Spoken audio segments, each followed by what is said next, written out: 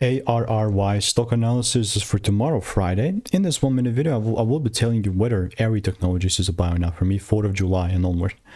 Obviously, 4th of July, it's not going to be tradable. Like, come on. Obviously, tomorrow, nothing's going to be tradable.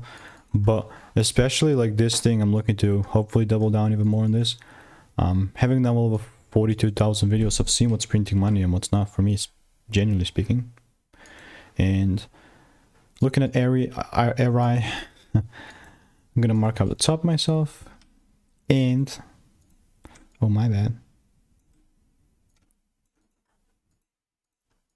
Only if I do see the price pulling down a bit and giving me a shift, am I actually gonna look to double down on this and, you know, take things further up.